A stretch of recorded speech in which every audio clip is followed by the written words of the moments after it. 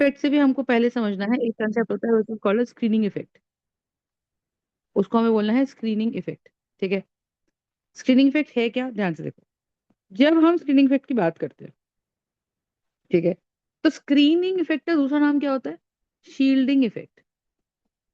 Shielding effect, ठीक है। इसमें होता क्या, ध्यान समझो। होता यह है कि भाई मान लो मेरे पास एक शेल है, और आप ही समझो कि उस शेल में मेरे पास मान लो एस ऑर्बिटल है। और अगर मेरे पास मान लीजिए एस ऑर्बिटल है, तो इसका सीन क्या है? इसका सीन क्या है कि मैम एस ऑर्बिटल, जैसे अगर देखो मैं बोलूँ कि ये मेरा एटम है और ये मेरा न्यूक्लियस है, तो ये मेरा क्या है? एस ऑर्बिटल है।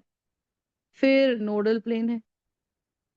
फिर दूसरा है ना, ऐसी बढ़ते ना, ये 1s है, ये 2s है, ये 2p है।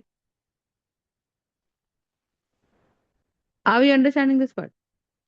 फिर मेरे पास कौन है? 3s है, 3p है और 3d है। सही है। तो इवेंचुअली है क्या कि थर्ड प्रिंसिपल शेल में भी 3s का साइज सबसे छोटा है, 3p थोड़ा दूर है और 3d थोड़ा और दूर है ना? तो अगर मैं 3s की शेप बनाऊं और मैं 2s 2p की शेप बनाऊं, तो अगर न्यूक्लियस यहाँ है, तो ये मेरा 1s हो गया, और 1s के बाद ये नोडल प्लेन हो गया, और फिर यहाँ मेरे पास 2s हो गया। तो 2s के इलेक्ट्रॉन्स अगर प्रेजेंट होंगे तो वो यहाँ प्रेजेंट होंगे, और 2p के जो इलेक्ट्रॉन्स प्रेजेंट होंगे वो उससे भी ज्यादा दूर प्रेजेंट होंगे। बोलो हाँ है ना? तो इसका मतलब क्या है हमारे पास कि भाई हम क्या बोले, हम ये बोले कि पहली चीज हमें ये समझ में आनी चाहिए कि जो भी मेरे पास ऑर्बिटल है, अगर किसी के इलेक्ट्रॉन भी 1s में रह रहे हैं for a given principal shell, for a given principal shell, for a given principal shell, अगर किसी के भी इलेक्ट्रॉन्स, आप सोच के देखो, अगर यहाँ रहते हैं, तो आप ये देखो कि दोनों electrons, these two electrons are very close to each other. तो भले ही हम क्या बोलते हैं, हम बोलते हैं कि भाई मैम दोनों इलेक्ट्रॉन्स है, दोनों इलेक्ट्रॉन्स का चार्ज नेगेटिव नेगेटिव। अगर दोनों इलेक्ट्रॉन्स का चार्ज नेगेटिव नेगेटिव, इसका मतलब क्या है? अगर दोनों इलेक्ट्रॉन्स का चार्ज नेगेटिव नेगेटिव है, तो वो रिपल्शन कैसे कर रहे हैं? वो रिपल्शन कैसे कर रहे हैं कि भाई मैम नेगेटिव नेगेटिव कैसे रिपल्शन हो रही है? तो हमारा सवाल ये कि वो साथ कैसे रह रहे हैं। तो हमने ये पढ़ा है ना कि एक इलेक्ट्रॉन अगर क्लॉकवाइज घूमेगा, तो एक एंटी क्लॉकवाइज घूमेगा, दोनों की स्पिन ऑपोजिट हो जाएगी। और जब दोनों की स्पिन ऑपोजिट हो जाएगी, और जब दोनों की स्पिन ऑपोजिट हो जाएगी, तो ma'am those electrons will stay together. Are we understanding? Those electrons will stay together. क्या मेरी बात समझ में आ रही है तो बताइए, यस यस और मैम। नो? राइट। तो हम ये समझ रहे हैं कि मैम लेकिन दो इलेक्ट्रॉन साथ तो रह रहे हैं, ऑपोजिट स्पिन के कारण उनमें अट्रैक्शन आ गई, क्योंकि एक ने मैग्नेटिक पोल का नॉर्थ पोल बना लिया, एक ने इलेक्ट्रॉन करंट की वजह से मैग्नेटिक पोल का साउथ पोल बना दिया। तो मैं यहाँ से ये बोल रही हूँ कि मेरे पास अगर ये एक एटम है, और उस एटम में दो इलेक्ट्रॉन्स हैं, और वो एक स्मॉल ऑर्बिटल में रह रहे हैं, तो स्मॉल ऑर्बिटल में रहने के कारण उनके जो इलेक्ट्रॉन्स हैं, उन इलेक्ट्रॉन्स के बीच में क्या क्रिएट हो रही है? उनके बीच में क्रिएट हो रही है रिपल्शन। उनके बीच में क्रिएट हो रही है रिपल्शन। उनके बीच में क्रिएट हो रही है रिपल्शन। Got the point? और अगर उनके बीच में क्रिएट हो रही है रिपल्शन, इसका मतलब क्या है बताइए? कि जब न्यूक्लियस की फोर्स ऑफ अट्रैक्शन निकलेगी, तो वो न्यूक्लियस की फोर्स ऑफ अट्रैक्शन इनके बीच की रिपल्शन को बैलेंस करेगी।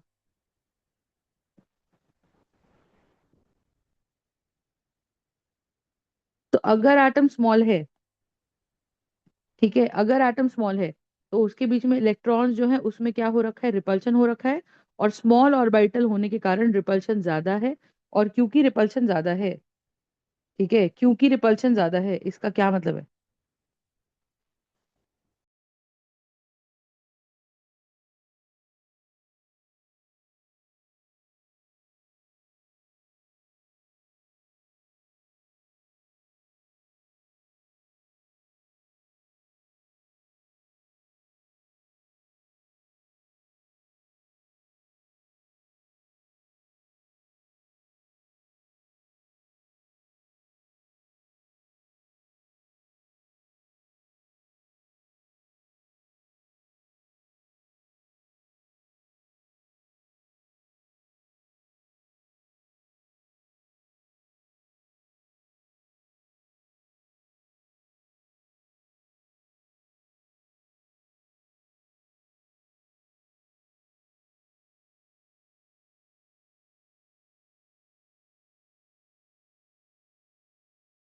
आप देखो, तो हमने कहा ठीक है भाई, अब लॉजिकली समझो क्या। अब मान लो मेरे पास सीन पे है, मान लो मेरे पास सीन पे है, वी विल हैव ये दो इलेक्ट्रॉन है ना, फिर मेरे पास है 2p। तो 2p का सीन क्या है, ये मेरा 2p का ऑर्बिटल है ना। तो 2p का ऑर्बिटल में एक इलेक्ट्रॉन यहाँ मिलेगा, वो मैक्सिमम दूरी पे यहाँ रह सकते हैं। लेकिन आप सोचो कि एटम कितने छोटे हैं। तो जब एटम खुद से इतने छोटे हैं तो इसका मतलब क्या हुआ कि मैम एटम छोटे हैं तो 2p भी बहुत बड़ा तो है नहीं। एटम छोटे हैं तो 2p भी बहुत बड़ा तो है नहीं। और अगर 2p बहुत बड़ा नहीं है, इसका मतलब क्या है कि these are the two electrons and these two electrons that we have, these two electrons that we have, ठीक है, इनका सीन क्या है कि जब ये इतना बड़े हैं नहीं तो ये जो दो इलेक्ट्रॉन्स हैं ये काफी दूर है, और इनमें s के मुकाबले दूरी ज्यादा है और रिपल्शन भी कम है, लेकिन वो रिपल्शन इतनी भी कम नहीं है, और वो रिपल्शन इतनी भी कम नहीं है कि न्यूक्लियस उसको पार, उसको बैलेंस ना करना पड़े। न्यूक्लियस को क्या करना पड़ेगा, इनके बीच की रिपल्शन को भी बैलेंस करना पड़ेगा। न्यूक्लियस को इनके बीच की रिपल्शन को भी बैलेंस करना पड़ेगा। क्या मेरी बात समझ आ रही है। तो न्यूक्लियस को इनके बीच की रिपल्शन को भी बैलेंस करना पड़ेगा, ठीक है। फिर हमारे पास आ जाएगा 2s 2p। फिर हमारे पास सिमिलरली यहाँ पे क्या आएगा, 3s 3p 3d। तो 3s का साइज छोटा है, लेकिन अगर मैं कंपेयर करूँ तो 3s का साइज डेफिनेटली 2s से बड़ा है, और 2s का साइज डेफिनेटली 1s से भी बड़ा है। तो मैंने कहा भाई इनके बीच में दो इलेक्ट्रॉन्स यहाँ हैं, यहाँ पे दो इलेक्ट्रॉन 2s के हैं, यहाँ दो इलेक्ट्रॉन 3s के हैं। 3p का साइज 3d से बड़ा है, 3p का साइज 3s से बड़ा है। मतलब उसमें अगर इलेक्ट्रॉन्स प्रेजेंट हैं तो वो इस दूरी पे है, और 3d का साइज जो है वो इतना बड़ा है। क्या मेरी बात समझ आ रही है। 3d का जो साइज है वो इतना बड़ा है।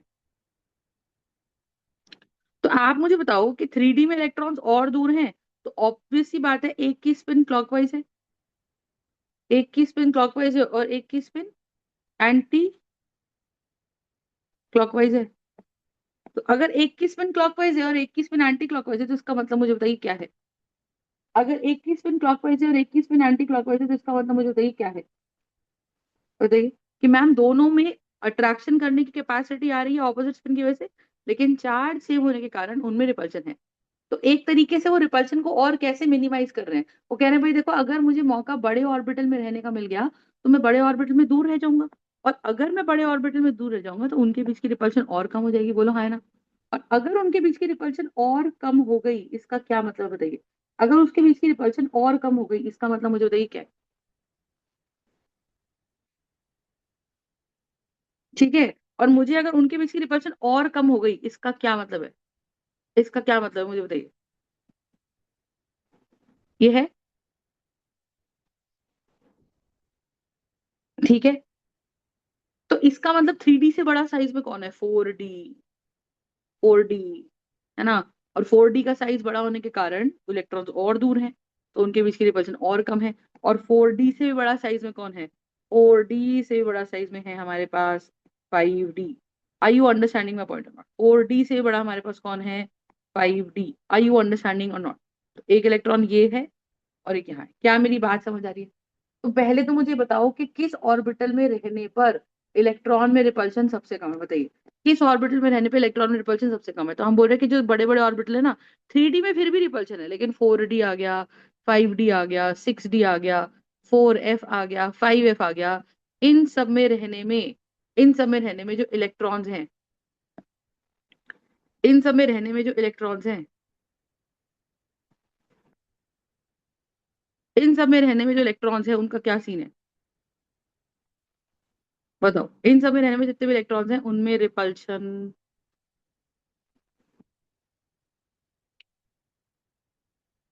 नेग्लेजिबल है, उनमें रिपल्शन नेग्लेजिबल है। Are you understanding my point. Yes, ma'am. Got the point. अब तो ये समझ, अब तो ध्यान समझियो। तो यहाँ मान ले मैं किसी की कॉन्फ़िगरेशन लिखती हूँ, मान ले मैंने किसी कॉन्फ़िगरेशन लिखी एटॉमिक नंबर 49 की, ठीक है। एटॉमिक नंबर 49 की। अब मैं जब एटॉमिक नंबर 49 की कॉन्फ़िगरेशन लिख रही हूँ तो कैसे लिखते हैं, हमें कॉन्फ़िगरेशन लिखते आनी चाहिए। हमें पता है कि सबसे पहले 1s भरेगा, फिर 2s 2p भरेगा, फिर 3s 3p 3d भरेगा, फिर 4s 4p 4d और 4f भरेगा, फिर 5s 5p 5d 5f भरेगा, फिर 6s 6p 6d 6f भरेगा। बोलो हाँ है ना? तो होगा क्या कि मैम पहले 1s से इलेक्ट्रॉन चले, फिर 2s में घुसे, है ना? ऐसे ही पढ़ते हैं ना हम लोग, जिसका n+l ज्यादा उसकी एनर्जी ज्यादा, तो हाई एनर्जी ऑर्बिटल बाद में भरता है। फिर 2s के बाद कौन भरेगा? 2p, 2p के बाद कौन? 3s, 3s के बाद कौन? 3p, 3p के बाद कौन? 4s, 4s के बाद कौन भरेगा? 3d, 3d के बाद कौन भरेगा? 4p 5s। तो low energy to high energy भरते हैं, low energy to high energy भरते हैं। क्या मेरी बात समझ आ रही है? तो मैं अगर 49 एटॉमिक नंबर की लिखूं तो हमें पता है कि s की मैक्सिमम कैपेसिटी 2 इलेक्ट्रॉन की है, p की मैक्सिमम कैपेसिटी 6 इलेक्ट्रॉन की है, d की मैक्सिमम कैपेसिटी 10 इलेक्ट्रॉन्स की है, और f की मैक्सिमम कैपेसिटी 14 इलेक्ट्रॉन्स की है। एम आई राइट और नॉट बेटा? तो जब हम बात करते हैं कि 49 इलेक्ट्रॉन्स की, तो हम कैसे कॉन्फ़िगरेशन लिखेंगे मुझे बताइए। तो configuration here shall be 1s2 2s2 2p6, 1s2 2s2 2p6, 3s2 3p6, 4s2. So this is going to be 2 and 2 4, 4 plus 6 10, 10 plus 2 12, 12 plus 6 18, 18 plus 2 20. So this is going to be what? This is exactly going to be 1s2 2s2 2p6 3s2 3p6 4s2. 4s2 के बाद कौन है? 3d10। 4s2 के बाद कौन है? 3d10। फिर है अपने पास 4p6, 4p6 के बाद कौन है? 5s2। Are we understanding my point और not? So we will have 1s2 2s2 2p6 3s2 3p6 4s2 3d10 4p6 5s2। तो we are going to have 1s2 2s2 4, 4 और 6 10, 10 और 2 12, 12 और 6 18, 18 और 2 20 30, 38, 38 हो गया। अब 5s2 के बाद कौन भरेगा बताओ मुझे देख के। 5s2 के बाद भरेगा, 5s2 के बाद भरेगा 4d। So the configuration here is going to be 4d,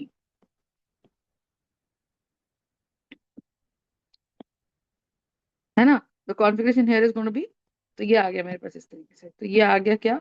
ये आ गया मेरे पास 5s2, ये आ गया मेरे पास क्या? 5s2। तो अगर ये कॉन्फ़िगरेशन मेरे पास 5s2 की आ गई, तो फिर कौन बचेगा? 4d10, है ना? 4d10 के बाद आएगा 5p, कितने बचे? 6। फिर क्या आएगा? 6s2, है ना? कितने इलेक्ट्रॉन हो गए? ये हो गए 10, ये हो गए 10, 30, 30 और 38 48, 48 इंटू 50, अच्छा 48 हो गया ना? तो 5p1। बात समझ में आई कि नहीं? तो अब इसका मतलब ये है कि मैम एटॉमिक नंबर 49 का मतलब भाई उसके न्यूक्लियस में 49 प्रोटॉन्स भी होंगे। Are you understanding point? Atomic number 49 का मतलब उसके न्यूक्लियस में 49 प्रोटॉन्स हैं।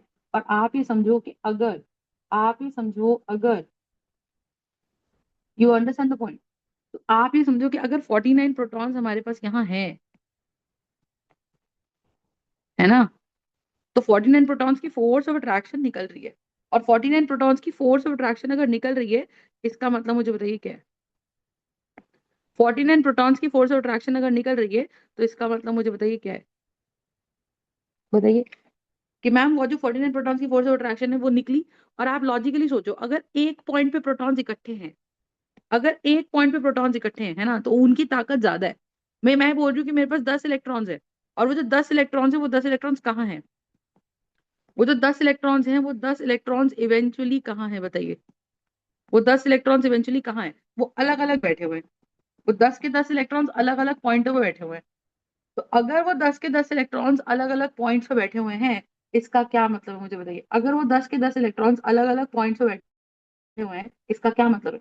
इसका सिंपल मतलब ये है हमारे पास, इसका सिंपल मतलब ये है हमारे पास कि भाई अगर वो 10 के 10 इलेक्ट्रॉन अलग अलग पॉइंट पे बैठे हुए हैं, तो वो कोई ज्यादा स्ट्रेंथ बना नहीं पा रहे, वो कोई ज्यादा स्ट्रेंथ बना नहीं पा रहे। तो अगर वो कोई ज्यादा स्ट्रेंथ नहीं बना पा रहे, इसका क्या मतलब होता है?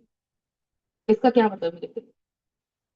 कि मैम वो ज्यादा कोई स्ट्रेंथ नहीं बना पा रहे, बट इवेंचुअली अगर मैं ऐसा बोलूं, है ना, अगर मैं ऐसा बोलूं कि वो ज्यादा स्ट्रेंथ नहीं बना पा रहे, पर एक पॉइंट पे अगर 49 प्रोटॉन्स को बिठा दूं, तो एक पॉइंट पे बैठने पर उनमें ताकत बहुत ज्यादा है।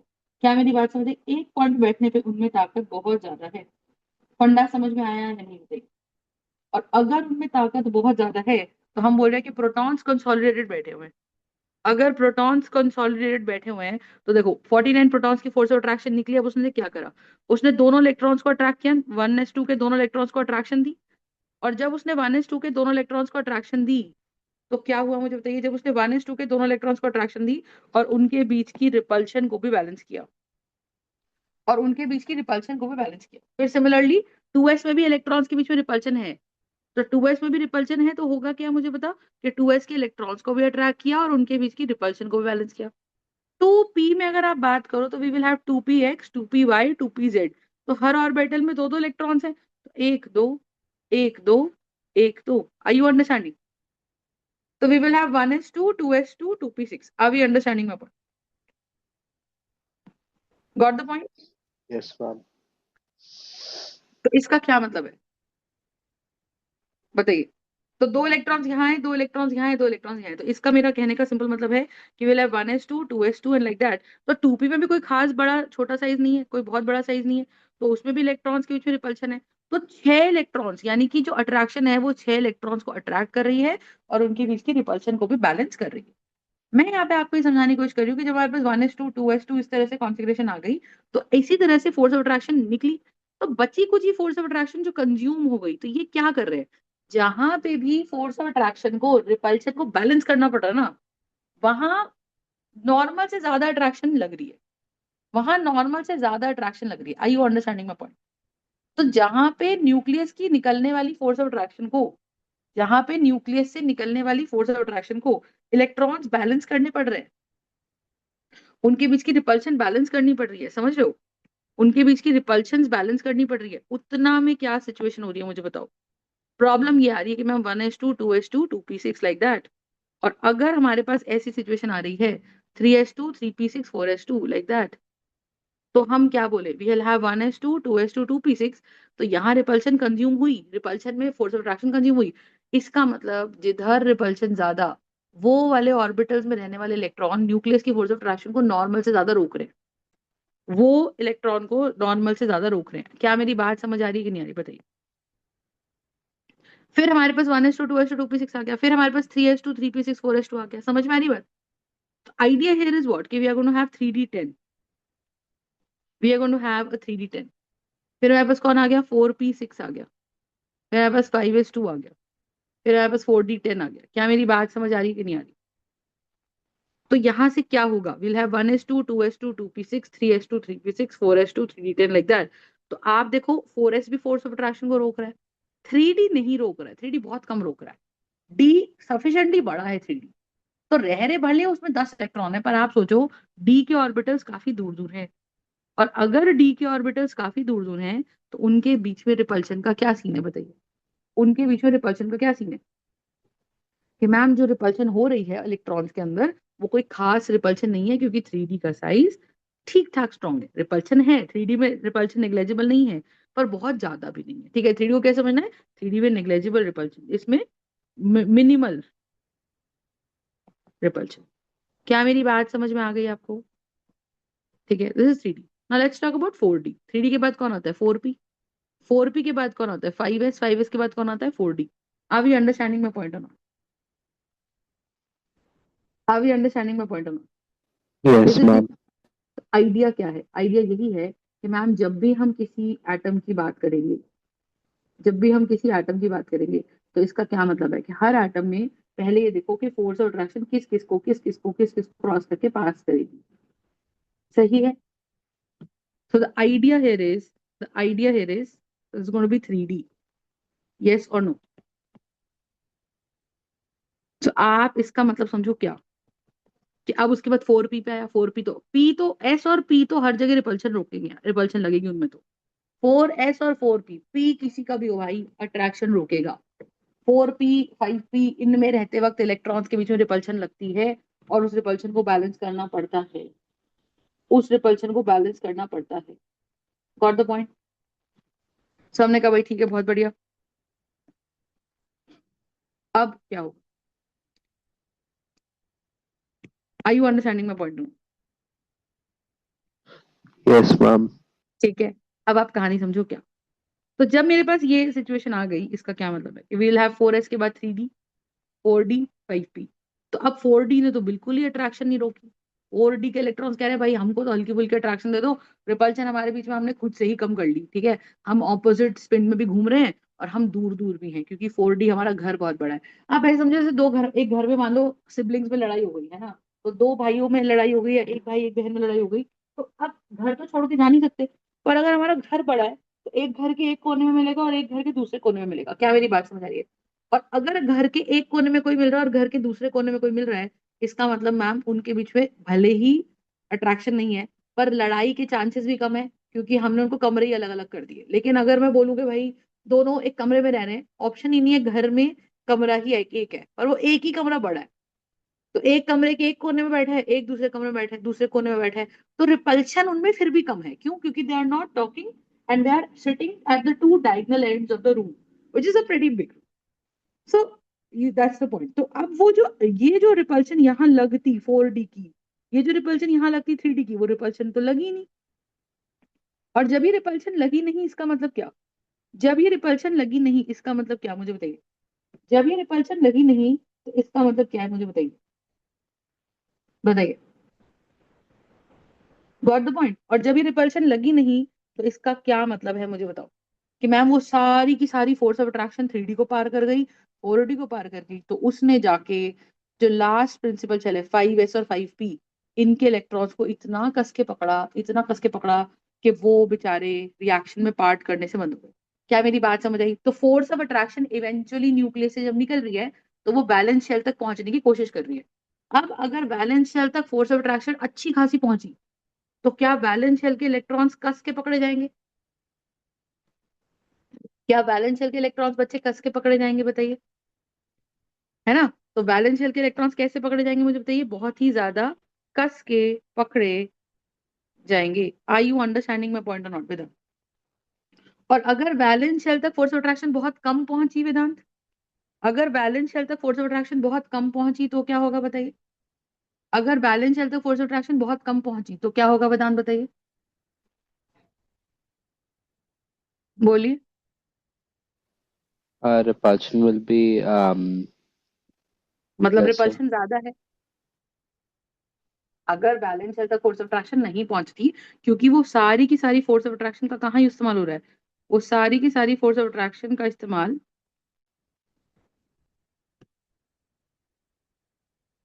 वो सारी की सारी फोर्स ऑफ अट्रैक्शन का इस्तेमाल इनर रिपल्शन को बैलेंस करने में हो रहा है। इनर रिपल्शन को बैलेंस करने में हो रहा है। क्या मेरी बात समझ में आ गई या नहीं, बताइए। Yes, I ma'am. You understanding my point?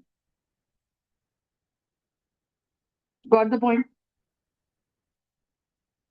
Any doubts on this और नॉट? तो ये जो जहां पे जो inner shells force of attraction को रोकती हैं, क्योंकि उनमें रिपल्शन है, इसको बोलते हैं स्क्रीनिंग इफेक्ट। क्या बोलेंगे इसको? Screening effect. Are you understanding my point? तो अगर स्क्रीनिंग इफेक्ट ज्यादा, अब तू मुझे बता, अगर स्क्रीनिंग इफेक्ट ज्यादा, ठीक है, अगर स्क्रीनिंग इफेक्ट ज्यादा, तो क्या होगा, मुझे बताइए। अगर स्क्रीनिंग इफेक्ट ज्यादा, इसका क्या मतलब है, बताइए। कि force of attraction valence shell तक नहीं पहुंची, और अगर force of attraction valence shell तक नहीं पहुंची, अगर force of attraction valence shell तक नहीं पहुंची, बैलेंस शेल तक नहीं पहुंची, ठीक है, अगर force of attraction valence shell तक नहीं पहुंची, कम पहुंची, तो इसका मतलब valence electrons are extremely loosely held. क्या मेरी बात समझ आई है? कि क्योंकि force of attraction valence shell तक पहुंची नहीं, और क्योंकि force of attraction valence shell तक पहुंची नहीं, तो the electrons will be extremely loosely held. Understood my point और नॉट? गॉट द पॉइंट और not?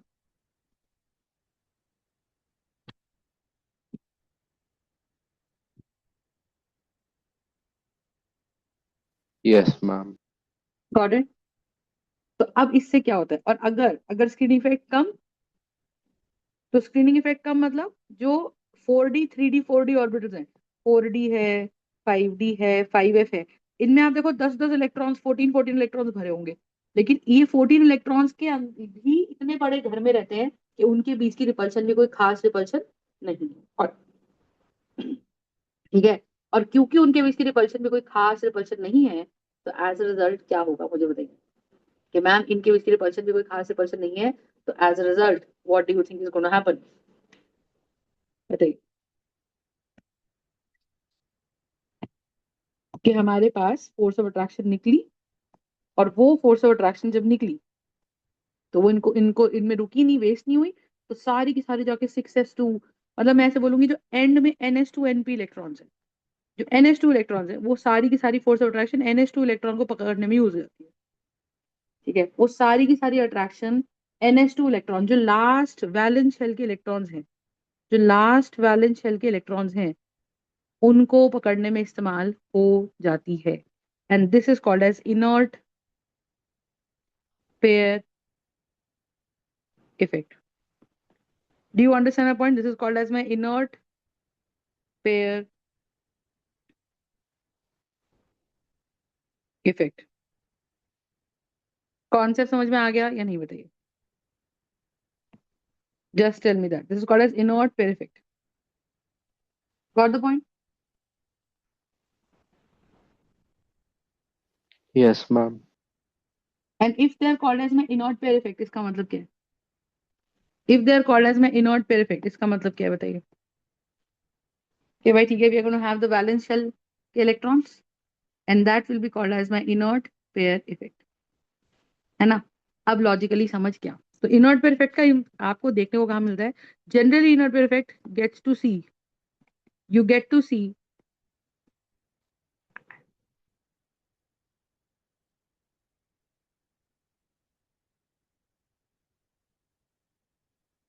generally the inert pair effect you get to see where?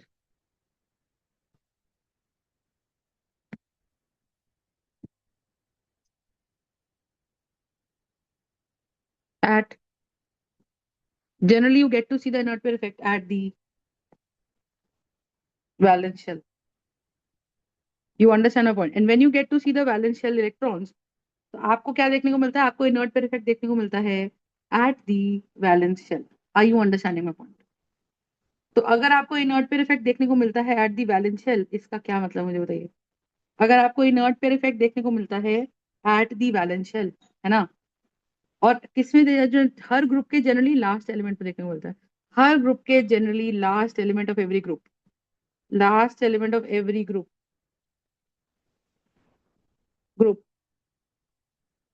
gets to see the last element of every group gets to see the inert pair effect का result. बात समझे? inert pair effect का result. Are you understanding my point or not?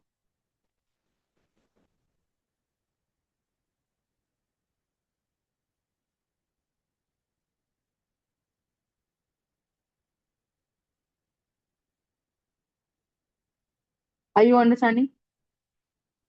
अब देख कैसे, जैसे मान ली मैं तो बोलती हूँ कार्बन, तो ग्रुप 14 की बात करते हैं, देख। तो ग्रुप 14 में क्या हो रहा है? कासी। ग्रुप 14 में क्या हो रहा है मुझे बताइए? कासी गए संत पंडित। क्या हो रहा है मुझे बताइए? काशी गए संत पंडित। तो लास्ट एलिमेंट कौन है? पीबी। लास्ट एलिमेंट कौन है बताइए? पीबी। कैसा हूं? तो अगर मेरा लास्ट एलिमेंट इज पीबी, तो इसका क्या मतलब है? अगर मेरा लास्ट एलिमेंट इज पीबी, इसका क्या मतलब है बताइए? कि मैम क्योंकि मेरा लास्ट एलिमेंट पीबी है, व्हाट वुड दैट मीन?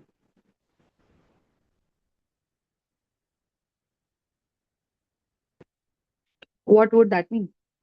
कि नॉर्मली कार्बन का एटॉमिक नंबर 6 है, सिलिकॉन का एटॉमिक नंबर 14 है, जर्मेनियम का एटॉमिक नंबर कितना है? 18 ऐड कर दो उसमें आप, तो 32 है। तो कार्बन की कॉन्फ़िगरेशन है 1s2 2s2 2p2। तो यहाँ सिलिकॉन की कॉन्फ़िगरेशन क्या आएगी? 1s2 2s2 2p6 3s2 3p2। Germanium की कॉन्फ़िगरेशन कितनी आएगी? 1s2 2s2 2p6 3s2 3p6 4s2 4p2। Am I right?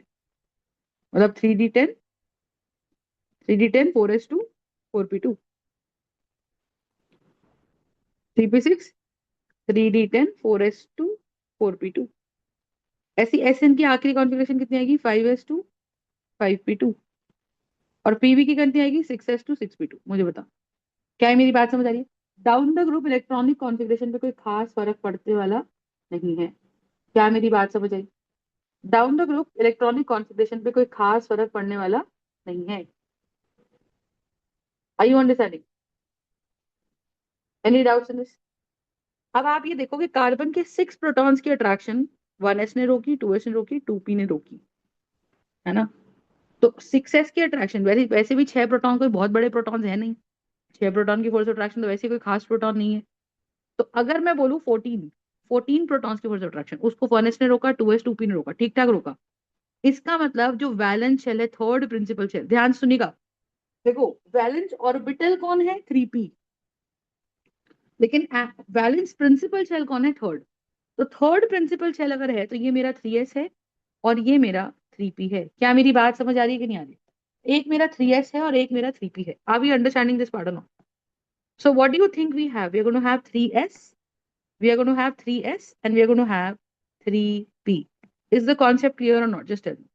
So we are going to have 3s and we are going to have 3p.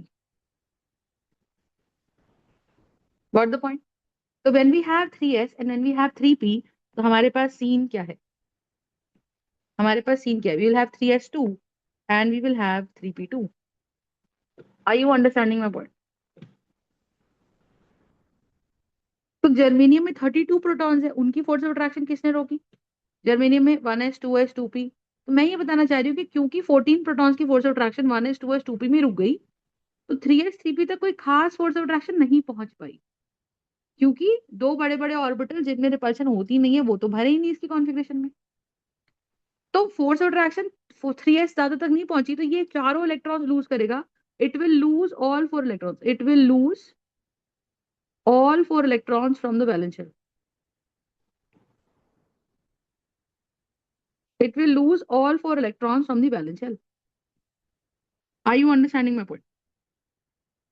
Germanium की बात करो, हमारे पास कितने protons है? 32 protons है, तो will have 1s2 2s2 2p6 3s2 3p6, फिर 3d10 3d10 4s2। अब देखो 3d भरा और 4s 4p भरा, लेकिन अभी भी 4d 4f 5d 5f नहीं आया। इसका मतलब इसमें भी ठीक ठाक अट्रैक्शन रुकी जाएगी और स्क्रीनिंग इफेक्ट ठीक ठाक है, और 5s 5p तक फोर्स ऑफ अट्रैक्शन कोई खास पहुंचने वाली नहीं है, या 4s 4p तक फोर्स ऑफ अट्रैक्शन कोई खास पहुंचने वाली नहीं है।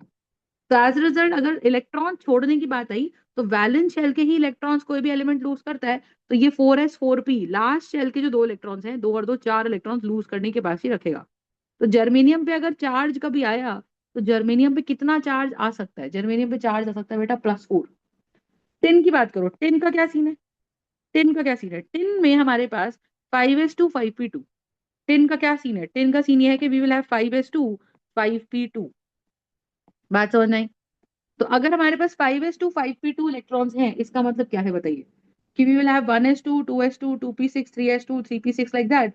सो we will have 5s2 5p2। Are you understanding? तो अगर मेरे पास 5s2 5p2 के इलेक्ट्रॉन्स हैं, इसका क्या मतलब? कि मैम जो 5s और 5p के इलेक्ट्रॉन्स हैं ना, जो 5s और 5p के इलेक्ट्रॉन्स हैं, उनमें क्या सीन है बताइए? कि मैम इसमें 4d भरेगा और 6s 6p पे आता है, आप बताओ 4d भी भरेगा, 4f भी भरेगा और 5d भी भरेगा। मतलब ये जो तीनों है ना, इनमें इलेक्ट्रॉन्स प्रेजेंट है 10 14 10, इनमें इलेक्ट्रॉन्स आर प्रेजेंट। बट ये जो इलेक्ट्रॉन्स यहाँ प्रेजेंट है उनका सीन क्या है? बट ये जो इलेक्ट्रॉन्स यहाँ प्रेजेंट है उनका सीन क्या है? That these electrons are eventually not stopping any force of attraction.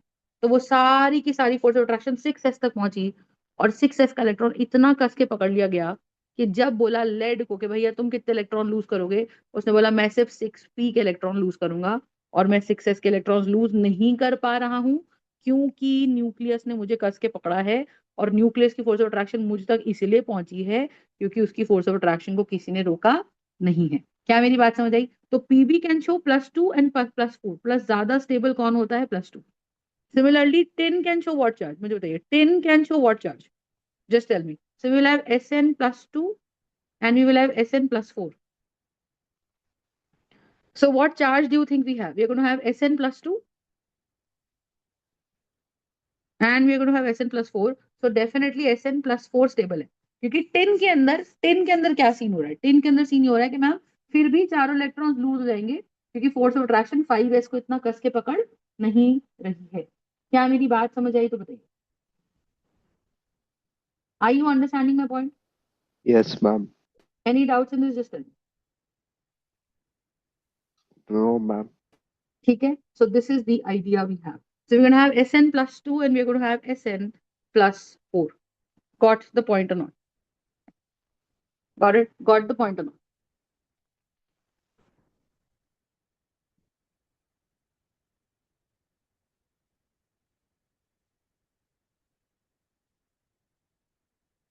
Understood my point? ठीक है, so the idea here is what, that we are going to have Pb plus 2 and we're going to have Pb plus 4. Is the concept clear? तो इस तरीके से मुझे बोला जाए कि ज्यादा स्टेबल कौन है, तो as a part of inert pair, inert मतलब जो रिएक्शन ना करे, जो पैसिव हो जाए, तो कौन इनर्ट हो गया? कौन इनर्ट हो गया मुझे बताओ? इनर्ट वो हो गया जिसने रिएक्शन में पार्टिसिपेट नहीं किया, जो लूज होने से मना कर गया। क्या मेरी बात समझ आई? इनर्ट कौन हो गया? इनर्ट कौन हो गया बताइए? इनर्ट वो हो गया, इनर्ट वो हो गया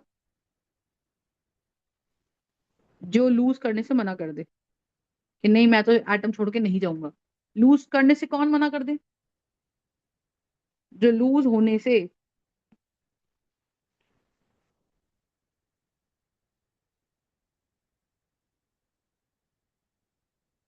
मना कर दे।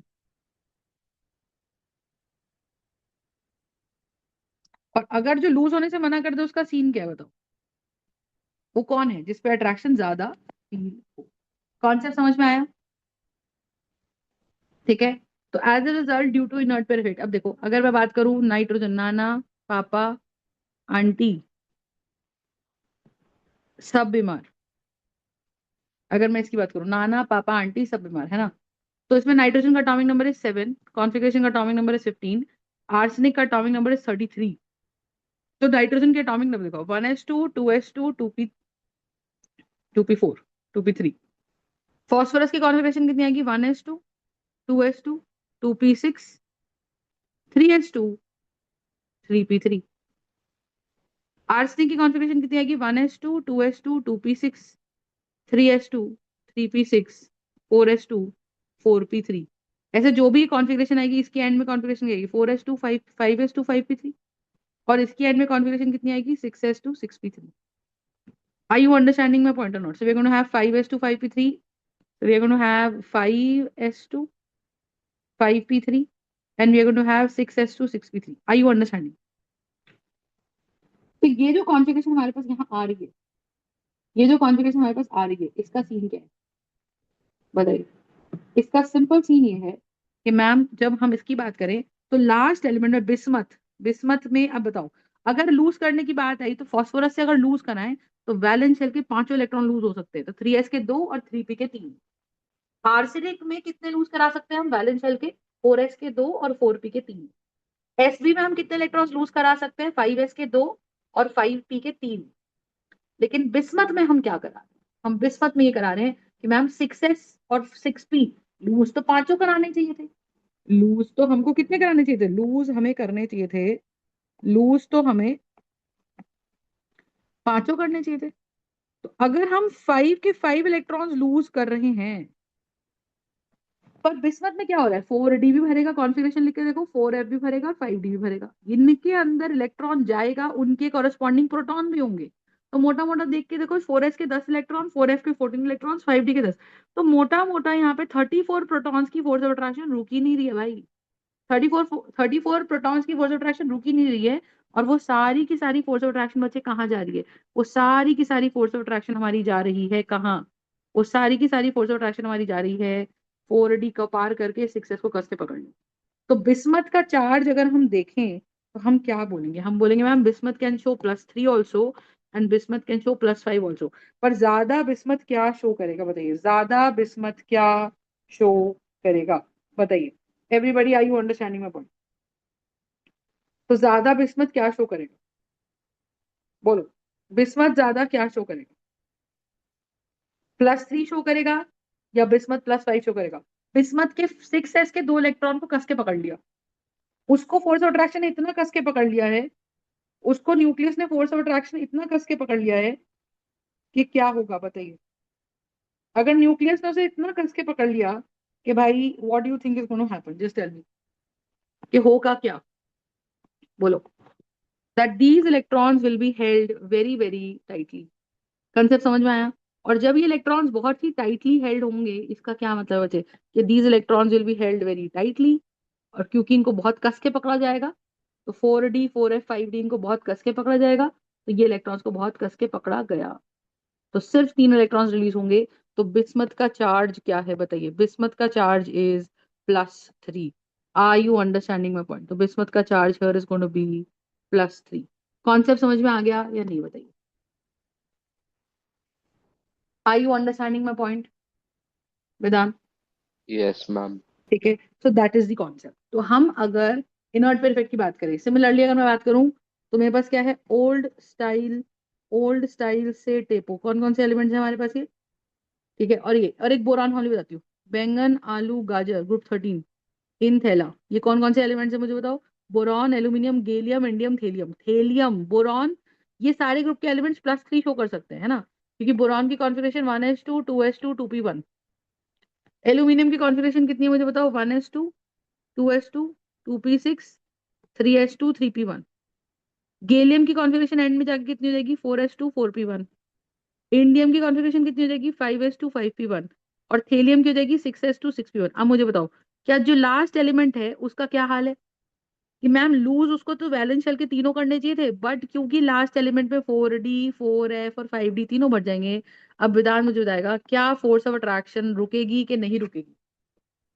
क्योंकि लास्ट इलेक्ट्रॉन में 4d 5d और 4f भरेगा, तो मुझे बताओ फोर्स ऑफ अट्रैक्शन रुकेगी या नहीं रुकेगी? बताइए Vedant, force of attraction valence shell के लास्ट ऑर्बिटल में फोर्स ऑफ अट्रैक्शन रुकेगी कि नहीं रुकेगी? रुकेगी। रुकेगी। 4d फोर्स ऑफ अट्रैक्शन रोकेगा? ओ 4d का साइज सॉरी। बड़ा है, नहीं रोकेगा।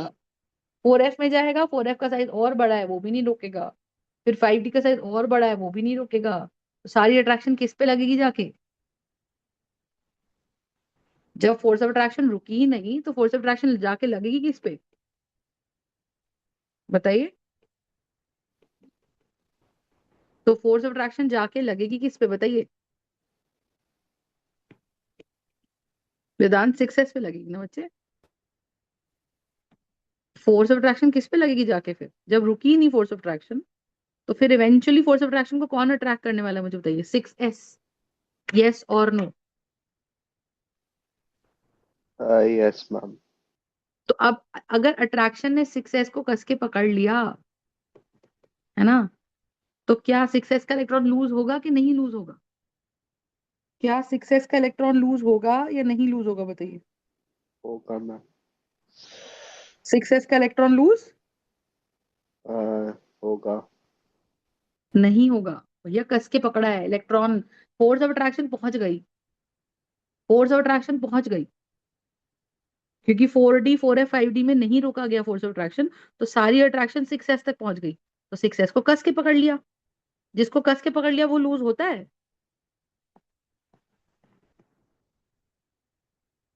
सिद्धांत, जिसको कस के पकड़ लिया वो लूज नहीं होगा। तो थेलियम चाहे तो +3 चाहे तो +1, लेकिन ज्यादा कौन शो करेगा? +1। क्योंकि सिर्फ 6p का इलेक्ट्रॉन आसानी से लूज होगा, 6s का इलेक्ट्रॉन आसानी से लूज नहीं होगा। क्या मेरी बात समझ आई? So which oxidation state for thallium is more stable? Is it Tl+3 और is it Tl+1? Tell me, what oxidation state are we talking about?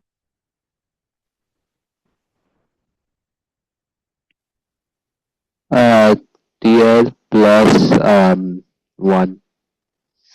Tl+1। Are we understanding और नो? Yes ma'am. ठीक है, so this is inert pair effect, that due to inert pair effect most of the electrons, due to inert pair effect most of the electrons will eventually do what? Due to inert pair effect Due to inert pair effect, most of the electrons will eventually do what? That we will have TL plus 3 and we will have TL plus 1. Is the concept clear? Is the concept clear or no? Yes, ma'am. Got it? So that is the idea. That is the idea. तो आप ये समझो कि हमारे पास TL plus 3 है और हमारे पास TL plus 1 है. ठीक है? कोई दिक्कत तो बताइए.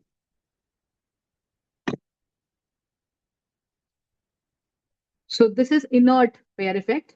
And why inert pair effect is more functional? Due to the poor screening effect. So inert pair effect इसलिए हुआ due to the poor screening effect of poor screening effect of 4D, 4F, and 5D orbitals. Are you understanding my point? Okay. Yes, ma'am. So that's the concept. So that's it for today. Shaurya और वेदांत, ठीक है? समझ में आया आज का आपको? Yes, ma'am. All right. Thank you so much. Bye. Bye, ma'am. Bye.